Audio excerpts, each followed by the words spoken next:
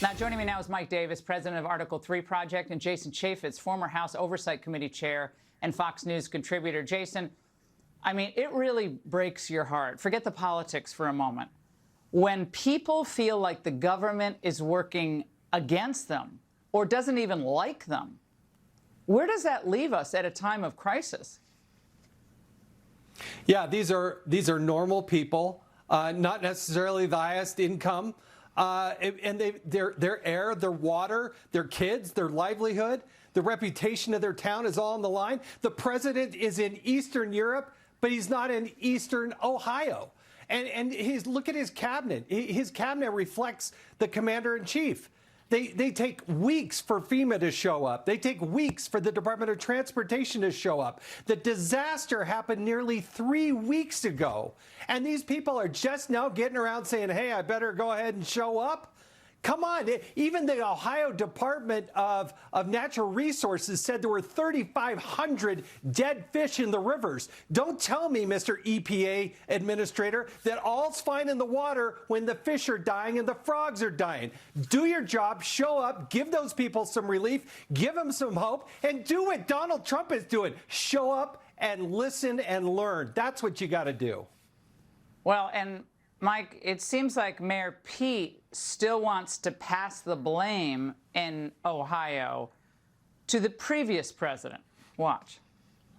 What do you think of the former president visiting there? I don't know exactly what he's planning to do there, especially since his administration was anti-regulation and pro-industry. Safety regulations and regulations that related to rail were either watered down or frozen in place. I do know that we have work to do that we've been underway on from day one of this situation. Mike, well, factually, that's not accurate, just as a regulatory matter regarding this particular incident. And it's just outrageous. We have one president of the United States. He's been in office for 2 years. He could have taken a 30-minute flight from Washington, D.C. to Ohio. Instead, he took an 8-hour flight to Germany, and then he got in a car, and then he took a 10-hour flight to Ukraine, right? And so that's where his priorities are. This Secretary Pete is in Washington, D.C. They have a film of him with his husband saying he's taking personal time. We only have one Secretary of Transportation, and he is responsible for the Federal Railroad Administration, which looks at railroad safety across the entire country. This is a completely AWOL administration. They don't give a damn about white working-class Americans in red states, and they've made that very clear with their actions.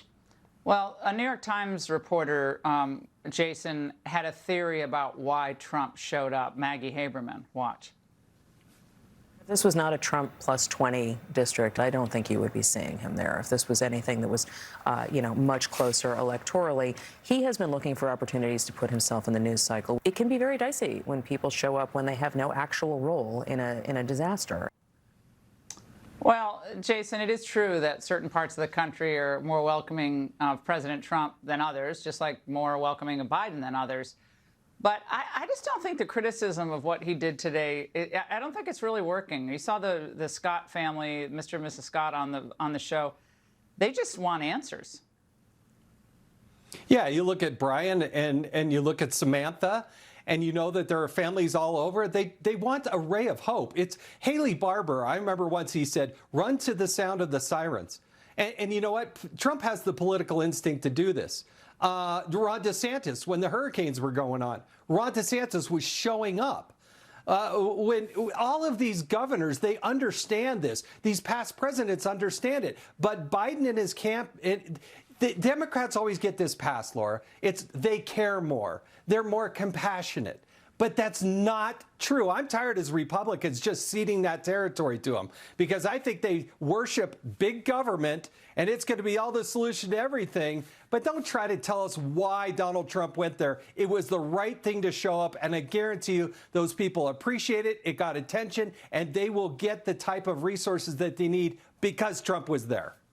And, Mike, when you see Biden's passion, a visible passion for Ukraine, okay, there's a debate about Ukraine, how much money we should give them, whether China is just going to fund the whole war and it's going to go on forever. I mean, there's a debate there. But he's passionate about it. You don't see that same level of passion for red state America in a time of crisis? Well, you have to remember that Ukrainian oligarchs paid the Biden family millions of dollars. And so maybe that's part of his passion. I think the people in East Palestine, Ohio, should put Ukraine flags in their yard, and maybe Biden would pay attention to them. This is a disgrace, and thank God President Trump went there, because if President Trump did not go there, we would not see FEMA, we would not see the Secretary of Transportation, we would not see the EPA doing very much. So thank you to President Trump for lighting a fire under those agencies. And you know what people needed there? They needed some smiles too. And he brought a lot of joy to a lot of people there. I enjoyed watching it. Panel, thank you both.